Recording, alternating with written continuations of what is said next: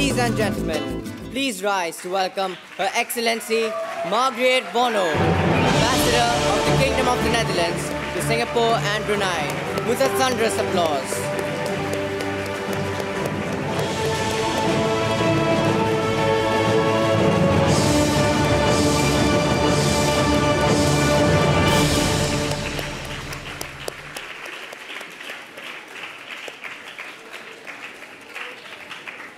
A very good afternoon to one and all present here. I am Srinidhi Om Prakash with my co-host Akshay Puri, and we warmly welcome you all to this edition of the GIIS Leadership Lecture Series. The leadership lectures bring to the GIIS stage leaders and experts, pathbreakers and pathmakers from all walks of life to share their stories, their work, and their vision, inspiring the youth to chart their journeys with confidence and determination. Today, we have the privilege to have among us a leader of distinction from the Kingdom of the Netherlands, Her Excellency Margriet Vonno, who took office as Ambassador to Singapore in 2017. Ambassador Vonno has held important portfolios in the Netherlands Ministry of Foreign Affairs, as well as the Ministry of Infrastructure and Environment. Not only that, she has served in different positions in international organizations in New York, Washington, D.C., Brussels, and The Hague. With her vast and varied experience, as well as ineffable charm, Her Excellency has made a mark on the international diplomatic scene as a woman to reckon with. She has harnessed her passion for sustainable living and transformed it into impactful action. Within 2 years as the ambassador, she officiated the use of electric vehicles as the official embassy car, something that sets an example for everyone around the world. Moreover, Ambassador Vonno has used her position and her influence to support women empowerment. She has also been a strong advocate of innovation and work-life balance. But before we invite her for the address, let me take the opportunity to share with the ambassador the small ways in which we are promoting environment awareness and actions at our campus. Your Excellency, you'll be pleased to know that we are a Green Marked Gold campus under National Environment Agency, and through our environment initiatives, we're connected to the World Wildlife Fund as well as Dr. Jane Goodall Roots and Shoots. The school has an environment lab, and just last week, students of high school initiated the GIIS Youth for Climate Action Club. It is our good fortune that Her Excellency has done us the honor of visiting our campus and agreed to address the students. And it is precisely this opportunity that we're looking forward to. Let us now, without any further ado, request Her Excellency to address the students.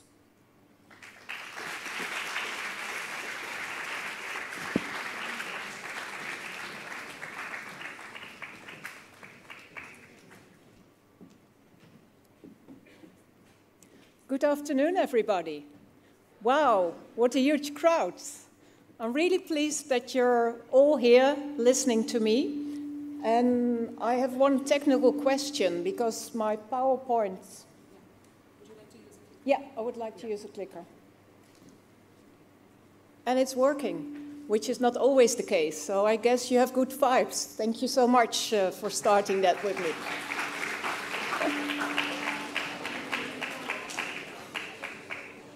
Also very nice that I can share this with the audience all over the world. First, let me introduce myself. My name is Margriet Vonno, and the MCs pronounce my name perfectly. Also not always the case when I'm being announced, so you nailed it here in the school. And actually that feels really nice, because I feel like you acknowledge me as a person, as the ambassador, the mother, the wife, and the fellow human being that I am. Well, I love flowers. My favorite are still the tulips, but I love the orchids here as well. Next year, you should join me at Tulip Mania at Gardens by the Bay, because I'm going to curate the next Tulip Mania. It will be number 8, the best one ever, with a lot of Dutch tulips.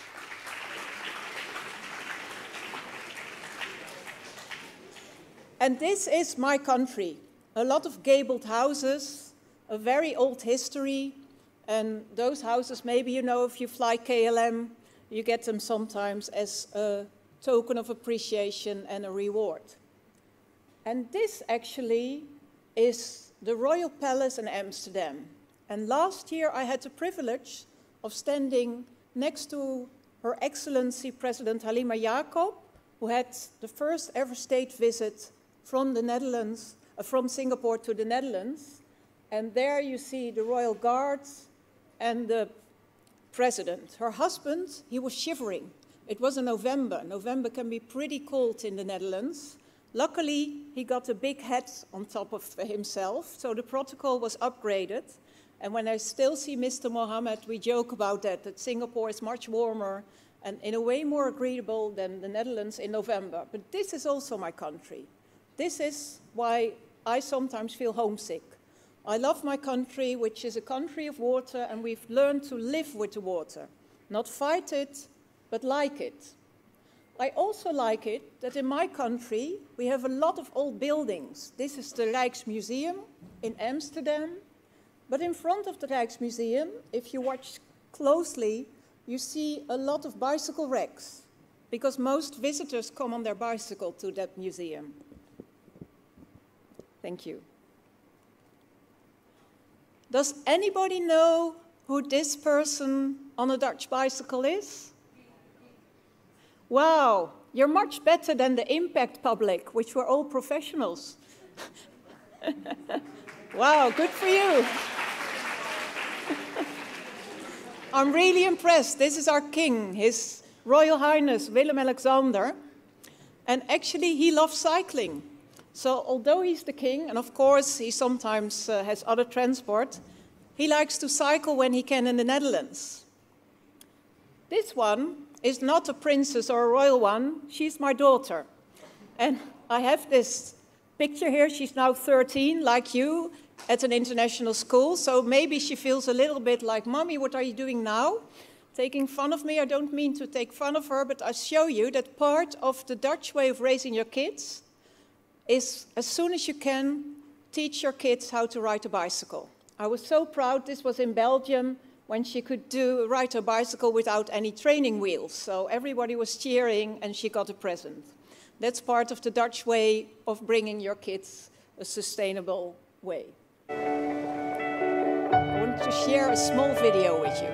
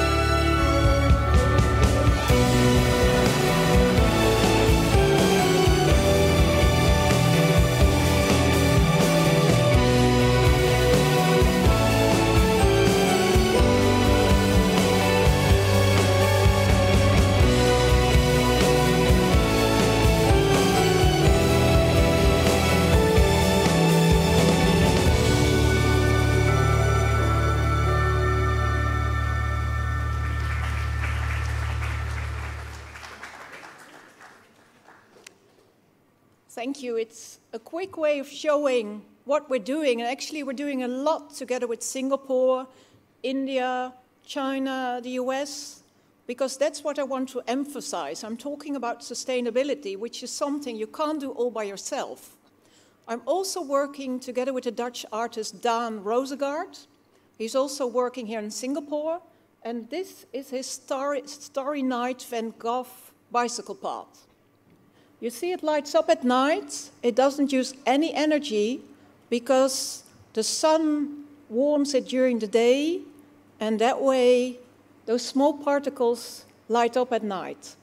So I call this sustainable beauty, because it makes our, and in the town, in the southern part of the Netherlands where this is, there's now much more traffic from tourists, because they want to see it by themselves. If they've seen it on Instagram, it's okay, but if you can cycle at night or have a romantic walk holding hands, it's a good backdrop.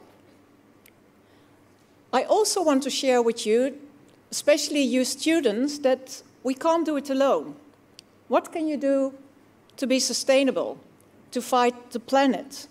Well, like you're doing together a lot of stuff, but I think Greta Thunberg really inspired a lot of people all over the world, and sometimes you can be young, female, and maybe a lot of people don't like you, but you make a difference for your peers and for the future. So I'm inspired by her. Also, we want to save the oceans. You ask me, what can we do? Well, actually, I've been working with this gentleman, Jeroen van der Waal. He lives in Singapore, he works in Malaysia and Indonesia, and what he does, he has a lot of camps for students who want to save the ocean. He even wrote a book, which is not so much for parents, but for students, with a lot of tips. What can you do to make your parents behave better? My daughter has read it, and I have a lot of side effects of that book, because there's a lot that a parent can do better. But it's the same for you, because I have to admit, I see plastic bottles there. I'm not allowed to use plastic bottles anymore by my daughter. So I have one reusable plastic bottle that I take, and I always ask for PUB water in a glass can or whatever, because that's something you can do. What can you do more? If you see litter, you can just take it and throw it away, so it doesn't end up in the... So when I was with her in the park, I was constantly getting litter removed to the dustbin. So it was sometimes very messy, but it made us feel better. On a bigger scale, the ocean cleanup. That's a Dutch initiative by a student who actually dropped out of high school to pursue his goal. His name is Boyan Slat. He quit his studies at university, as the Technical University of Delft. But what he's done, he raised $300 million US, and he's now actually in the Indian Ocean with his third prototype, which is working quite well now. It's such big air arms who encompass all the plastic waste, and then a boat puts it ashore and tries to reuse it. So those are really people who take the hard way and who are inspiring.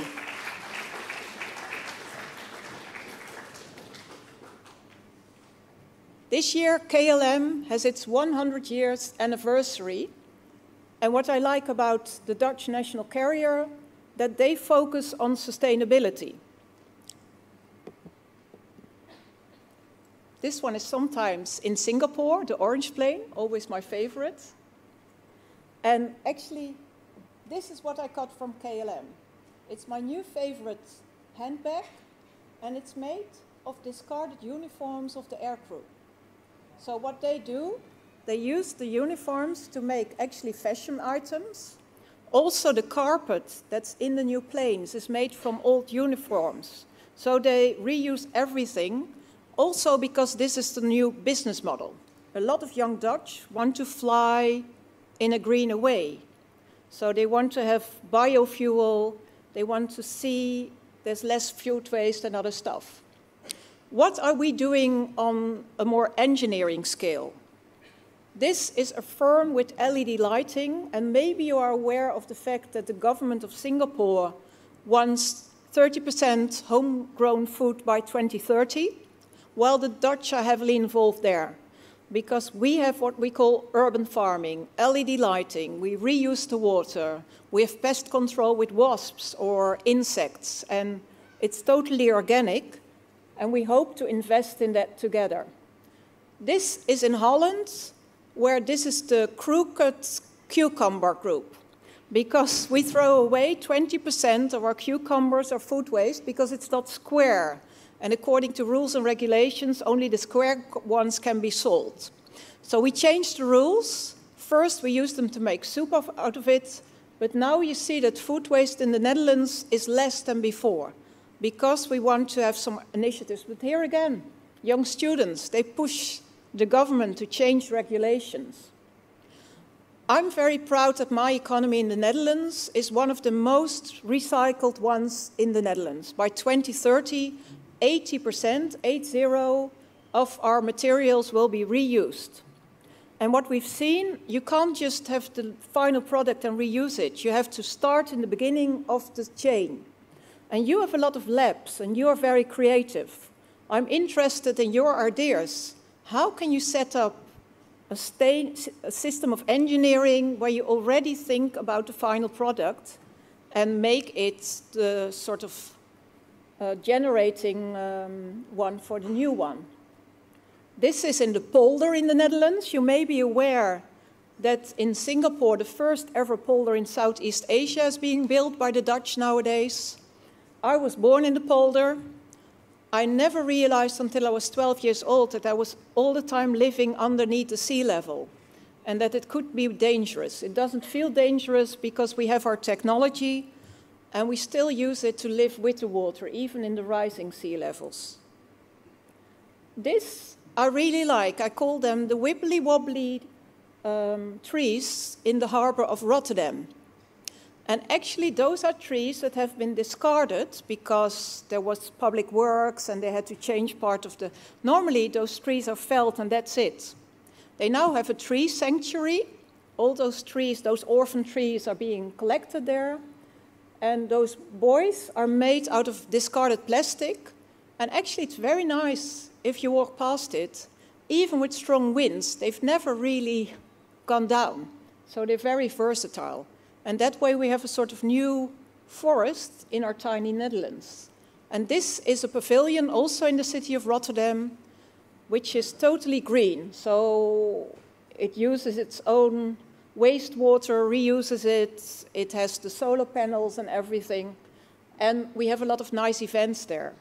So what we see is that green is making our country nicer and better.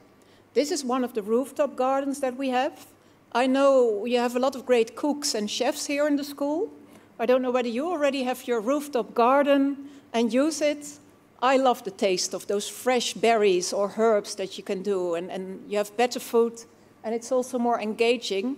I do it sometimes yourself in our Tampines hub or in Singapore. It's fun, and you also realize where your food comes from.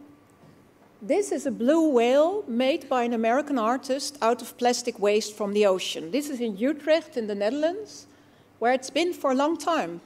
But it's coming to Singapore, near the Arts and Science Museum, as a sign that we shouldn't really waste all the plastic in our oceans. And there will be a lot of events there as well. So I hope you will have an opportunity to visit it while it's there. And I really like it that the museum in Singapore is also trying to have a more sustainable way of looking at the future. This is one of my favorite startups in the Netherlands. It's a bunch of cool guys and girls who decided we like boarding, but we don't like waste. So they got all the bottle caps of a lot, not only Coke, but all the important brands, and they made them into what they call waste boards. And they're now one of the coolest boards you can have if you want to use a board in the Netherlands. So this is an example for how being circular can also be very profitable. Because if you're really cool in the Netherlands and you have your skateboard, then you use a waste board. And we have a lot of less waste of bottle caps as well. Does anybody recognize this painting? Anybody know who the painter can be? It's a long time ago, so... Yes? Rembrandt, you're right. It's the painter Rembrandt van Rijn. Wow, you have a lot of knowledge in this group. This is the most famous painting in the Netherlands. It's in the Rijksmuseum in the Netherlands. It's called The Night Watch, and it's a group of people in the Netherlands who wanted a painting in the time without the selfies. I think it was 1600 somewhere that it was painted. This is the new Rembrandt from the company Unwearables. They have special fabrics for professional wear, which is only from used materials. And they also try to open up the business market and saying, hey, if you're sustainable, you can even have stronger, better wear uniforms. And I see that a lot of companies in the Netherlands use those materials because they want to be sustainable and therefore attract more the millennials to work for them, because that's part of the business model nowadays in the Netherlands. This is a phone in the Netherlands which is called Fairphone because it's totally reusable. You can reuse the battery. You can put everything on and off so that you don't have to throw away your phone every 2 years. And sometimes it's difficult because I have to admit, I tried it once and then I said, I can't have all my apps, so I still have my other phone as well. But I think it's becoming better and better every year, and it's great that somebody's trying to reuse materials and still be in the digital age. This is in an old town in the Netherlands, but it's the smart minds of the Technical University Delft who always win the solar panel races. For years they've done so. And solar energy is very important in the Netherlands, electric driving as well. And you see that we're heavily investing in that future. And I'm indeed very proud that I'm the first ambassador to drive an electric car, a hybrid car here in Singapore. I still have to charge at my residence, but I think the infrastructure will change soon in Singapore. Now, I asked you, what can you do? But I can do a lot myself as well, even without my daughter lecturing me. This is a group of EU ambassadors and other colleagues at Changi Beach, because twice a year we do a cleanup at the beach, and we do it all over the world with EU colleagues. And what I've seen there, it's that styrofoam that's so difficult to get away. It's those small particles, and this is really bad for the wildlife, because if you look at the beaches in Singapore, they look really clean. But then if you look further down at the green plants, you see those small particles which take hours to get away. So you get a feel about what it means, the plastic. And I still volunteer twice a year to do my bit here. What we also like to do, I love cycling. It's my favorite pastime in Singapore. Unfortunately, I can't cycle to work because it's a little bit too dangerous in Orchard Road where my embassy is.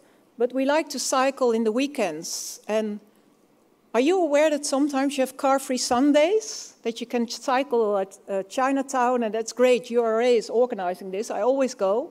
And this was with a group of friends where we had a very nice feel of Singapore. And I still love to cycle as much as I can because it's also better for the emissions of carbohydrate. Now, I've told you a lot, but I want you to share with me in learning more about the environment. I have a small quiz about, I think, 8 or 10 questions, and I would like all of you to join me.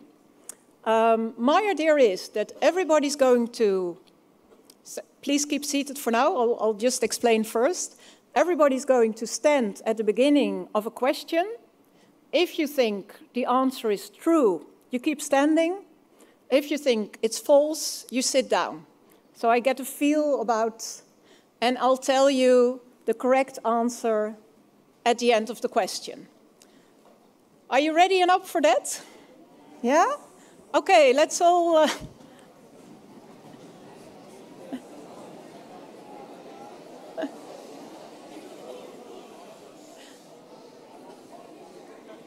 Okay. Rubbish, waste into the ocean from beaches is the leading cause of pollution of streams, rivers, and oceans. Keep standing if you think it's true. Sit down if you think it's false. I count to 5. 5, 4, 3, 2, 1. Well, I think most of you believe it's true. But actually, it's not.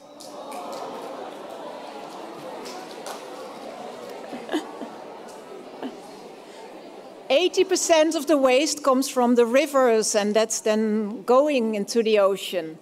And actually, a lot of it is then put on the beaches and goes back. Yeah, I told you there are difficult questions. Stand up again, the next one. Oil and gas are the primary source of energy for Earth's climate system. 5, 4, 3, 2, 1. I see a lot of people who correctly said sit down because, of course, it's the sun, the primary source of energy.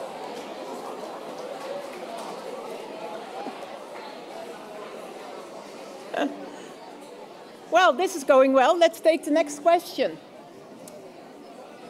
Paper can be recycled infinitely. Or do you think there's a date, expiry date?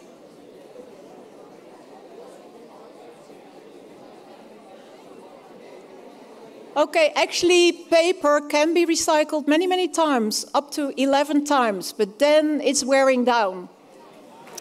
Yeah.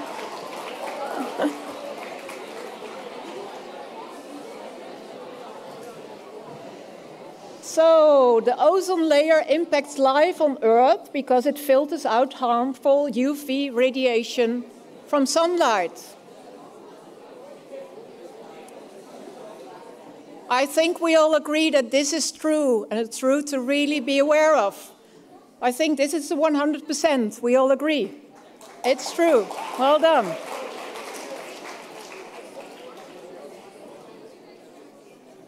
Well, the use of sustainable biojet fuel, like the Dutch KLM is using, compared to conventional fuel, can reduce CO2 emissions by up to 50%.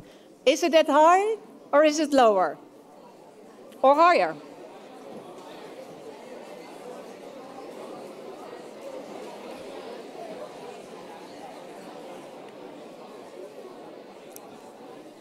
Okay, actually it's false, because it's not...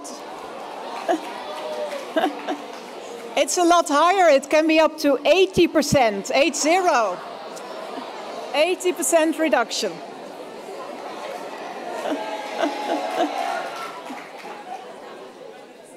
Okay, the rainwater collected on the roof of the Art Science Museum, where also the well will be, is reused in the building's washroom system.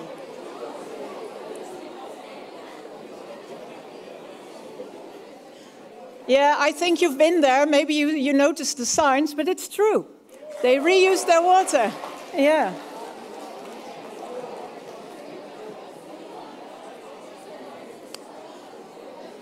In the Netherlands, we have almost 18 million people. Do you think we have as many bicycles as people or not?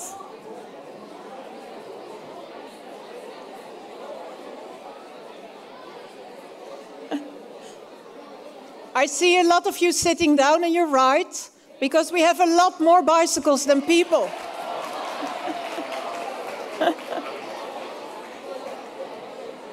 Yeah, we have actually 23 million bicycles, but that's because they discount some. I think it's closer to 30. So this is a difficult one again. Factory farmed beef is the most unsustainable meat to consume. Do you think this is true or false?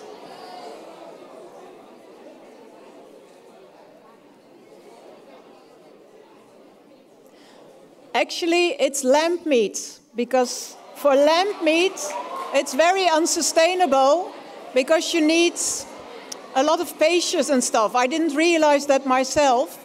And by the way, I am not a vegetarian, but my daughter also inspired me to saying, not more than 2 nights a week that I eat not vegetarian. Then I'm a flexitarian. So she pushed me in the right direction.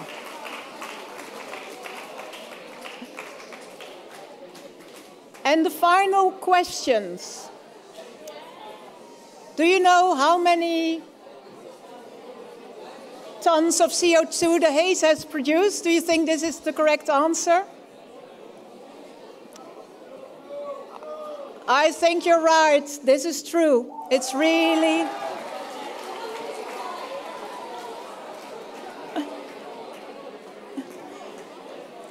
So, before I finish my talk and we go to the questions and answer, I want to ask you even more. You know, it's not a free lecture for you. It's with a lot of homework. Because my colleague Venetia, who's standing there in the front, can you show what you're having next to you, Venetia, in front of the audience? It's an orange backpack, very unique from the Netherlands. And I want to give it to the one of you who can help me on Instagram. I like to be inspired by you. If you can send me pictures of you being sustainable in Singapore, in India, wherever on the world, and you tag my embassy, which is called Netherlands in Singapore, NL in Singapore, we will try to share those pictures also with people in the Netherlands so that they can learn from you. It's always a two-way street. And the one who's most inspirational can come to my embassy, meet my staff, and have a Dutch orange backpack that you can use here in the school. Are you willing to join me there?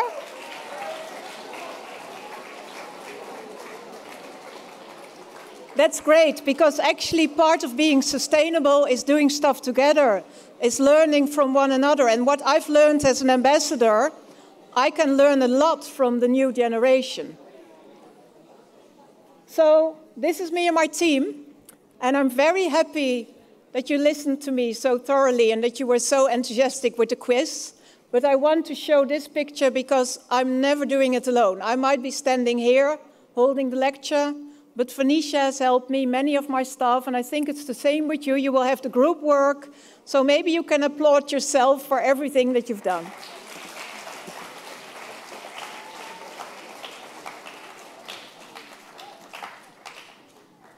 Thank you very much.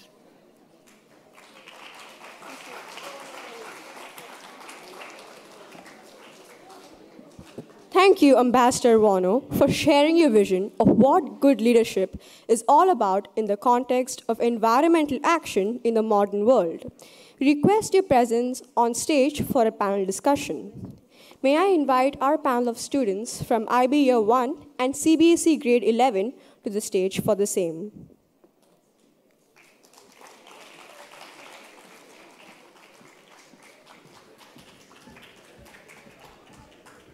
Over to the panel to continue with the program. It's truly an honor to share the stage with you. My name is Ansing Hania, and these are my fellow panelists, Sara, Gauri, and Vinantika.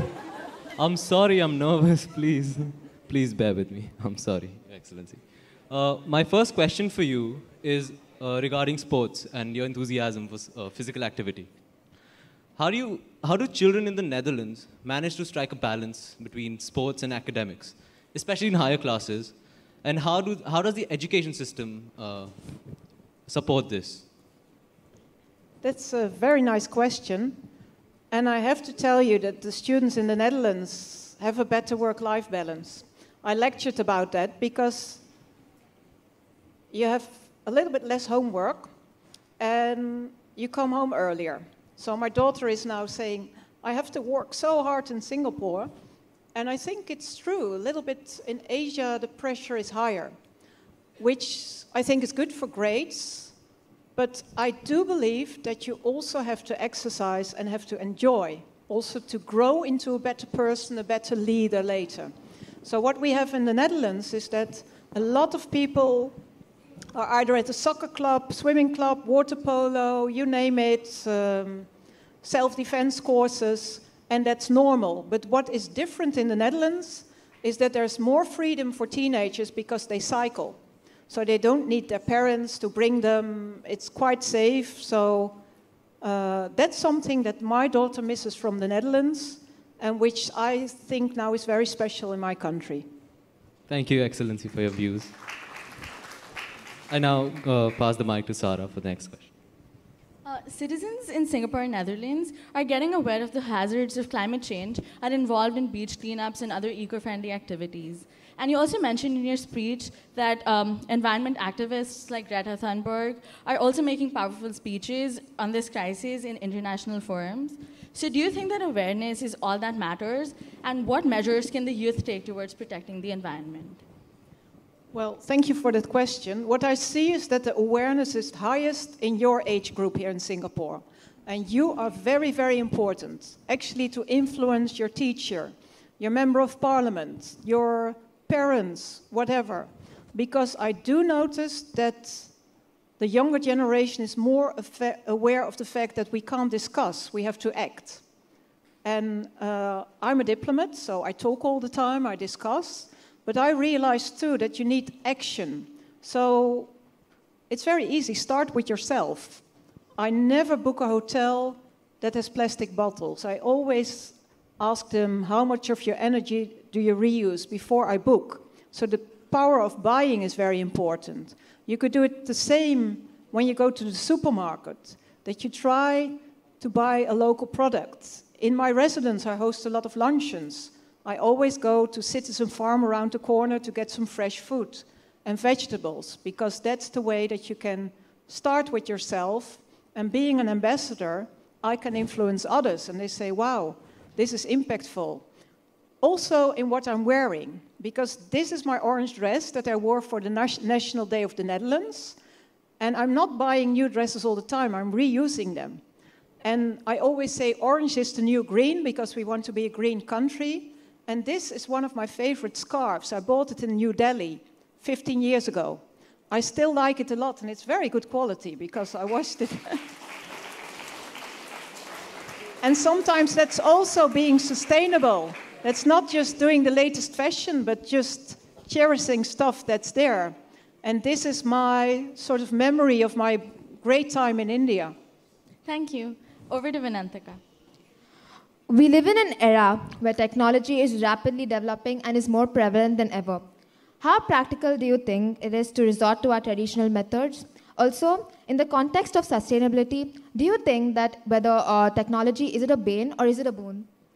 Oh, I think technology is going to the rescue. It's very, very important. And we in the Netherlands invest a lot in that new technology.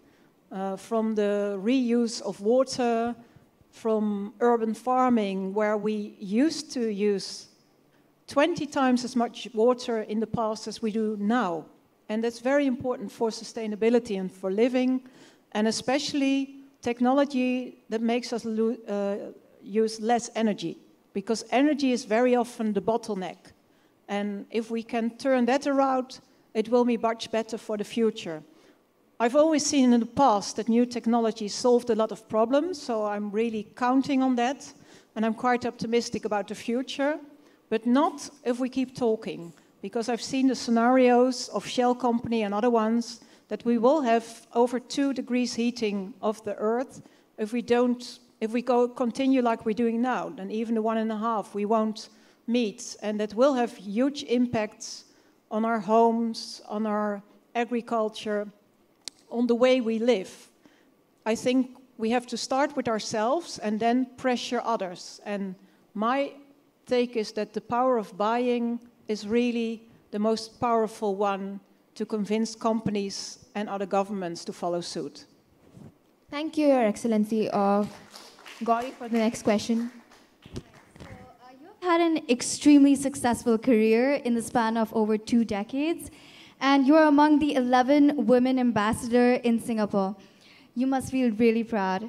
So in today's day and age, do you think that female diplomats are in a good place, or is it more challenging for you to take matters into your own hands and resolve issues? Well, that's a nice question, and I see a lot of young talent here, both male and female, which I think is going to follow in my footsteps. I think for now, it's an advantage because we have 72 ambassadors in Singapore. 11 of them are female, so we're the smaller group. And if you're an ambassador, you always have to pose for pictures with the minister or otherwise. So I said, well, I'm the female. I should be in the center, in the midst. So I'm always very visible, which is good for my country. Secondly, I always try to send a message through the way I'm dressed.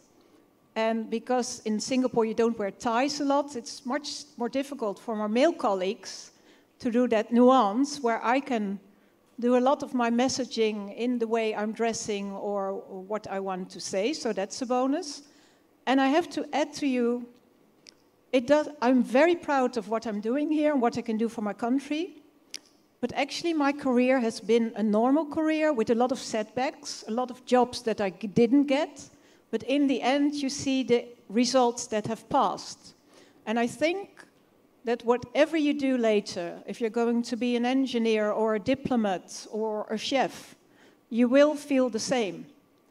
But if you don't know, you think like, oh, that Dutch ambassador, it was so easy with her. No. But I persevered. That's one lesson I want to share with you. Whatever you do, sometimes you have a good grade, sometimes a bad one. There will be always ups and downs. And what I've learned, even after a low, to continue working, to not blame others or be spiteful, and to try again. And in the end, it got me where I am today, and I'm also very grateful of what I can do today with you together. Just a follow-up question. You had mentioned that you had faced a couple of setbacks in your career. Would you say that you have had any regrets in your career? Yeah, that's an interesting question. Actually, I do. If I look at my husband, who quit his job 20 years ago, and my daughter, they gave up a lot for my career.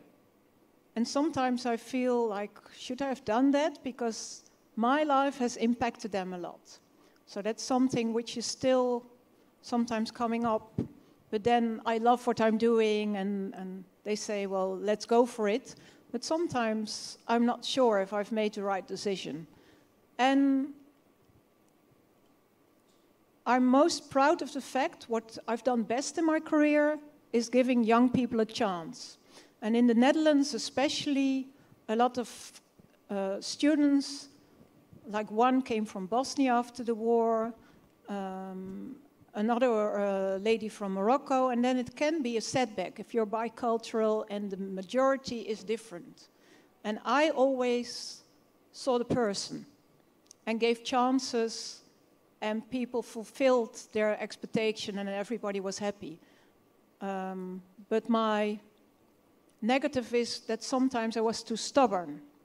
You can be right, but I've learned that sometimes you don't have to tell in public that the other is wrong to get the result, especially not if the other is your boss. So I've become more diplomatic there, and I'm happy now that I'm in a position to be a role model for others, but still willing and able to listen to people like yourself about your ideas of the future. Thank you so much for enlightening us. Over to Sarah for the next question. You're preoccupied with a lot of legislative duties as an ambassador, and you never fail to devote time to your health and well-being at the same time. So what does a typical day in your life look like, and how do you manage to maintain a work-life balance? I don't at the moment. My work-life balance sucks. But normally it's better.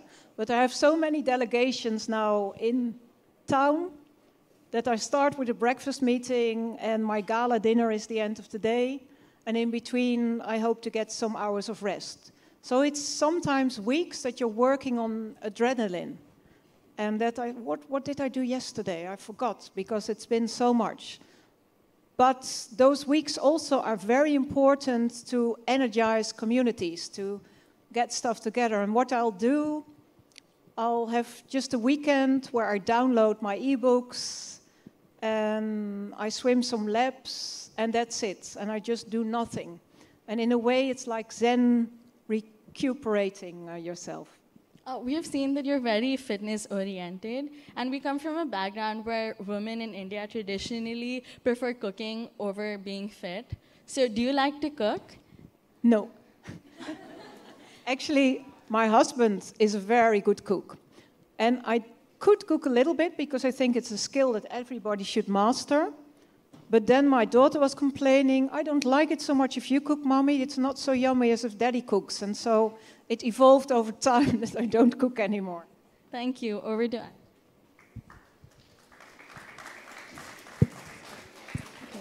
Yeah, so actually, it's my question. So, Your Excellency, you are working on issues close to your heart, and your position helps you make a difference to your country and the international community. As a leader, you have both the power and the responsibility of doing so. And you are doing a wonderful job at it. But going forward, what legacy do you want to leave to your daughter and her generation? Wow, I hope that I can be able to leave the earth a little bit better than I found it. Because I really think that we are here as a species for the long run and that we should be very aware. So I feel, because I'm now in a position of power and leadership, that I should be a custodian. And not so much of the Netherlands, but more together with other international leaders of the planet and trying to solve stuff and see solutions. And I myself try to combine education, business and government in finding those solutions. All right, thank you. Over to Vinantika for the next question. You've been a diplomat for many years right now. So you probably must have encountered different cultures, languages, and traditions. So on a lighter note, do you remember any amusing moment in your career, and would you like to share it with us? Well, yes, and sometimes also a little bit awkward moments. Once, when I was a younger diplomat in the UN, I got a gold necklace from an Arab prince, and I went to my ambassador and I said, what's the diplomatic usance if you, as a diplomat, get a present? And they said, well, in the Netherlands, if it's over the equivalent of $50, we can't accept it. So I returned it and I said, I apologize that I can't accept your gracious gift. And he accepted that. And I've noticed when I was younger, because diplomacy is really hierarchical, and I was a junior diplomat at the time, that I could use the fact in the end that I was the only female and the only one who looked a little bit different, because a lot of my negotiators came from other parts of the world, to my advantage, because even ambassadors would notice me and would negotiate with me. So instead of being mad like, oh, maybe they only know that I'm female and have blonde hair, I thought, wow, they want to negotiate with me, let's have a deal.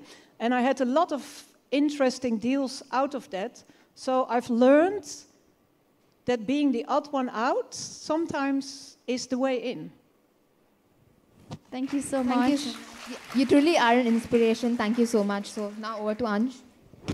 In today's world, we see that we're entangled with so many responsibilities. We're so busy with our daily lives. And as a diplomat, you have great responsibility over your shoulders because you represent your country.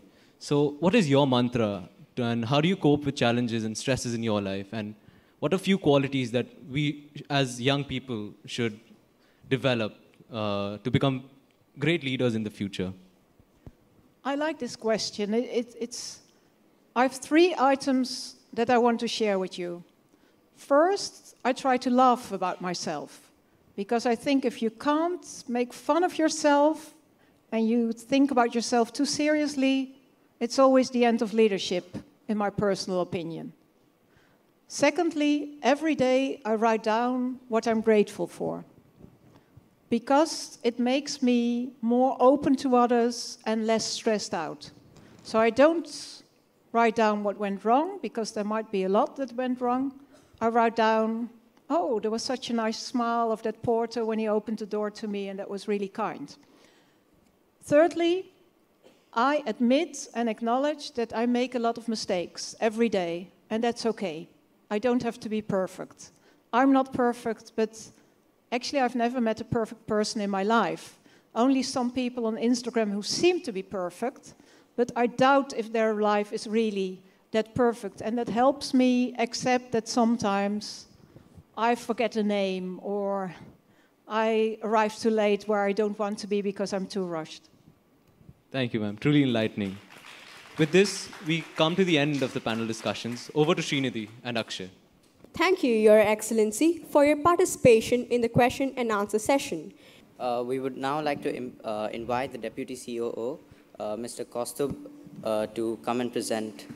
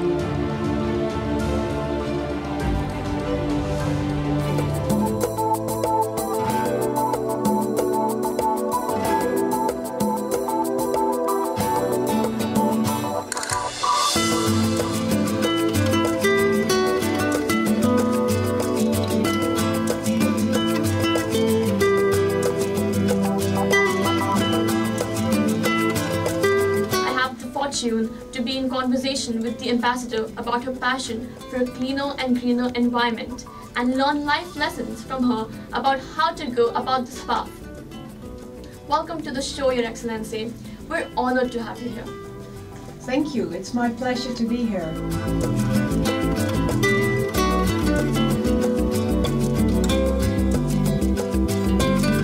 Today has really been wonderful. I've learned so much from the students here. I was inspired by their enthusiasm, their love for sustainability and the nature. I loved the quiz. We had lots of fun together, even with the difficult questions. And I was also very happy that I could share my own experience from the Netherlands, from my own family, with the group. So it's been a day to remember. I really appreciate the campus of the Global Indian International School. It's so vibrant. It's very good for education, where people can do innovative education and have fun together, and also the base learning. It's been a privilege to witness this today.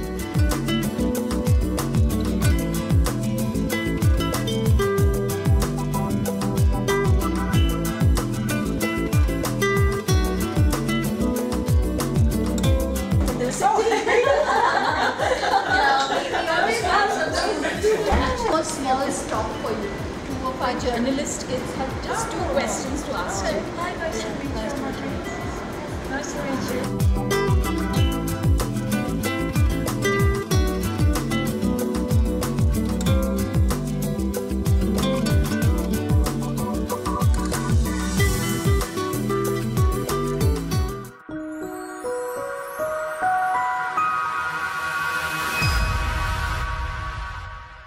For more videos, like and subscribe on our YouTube channel. Follow us on Facebook and Instagram at the link below.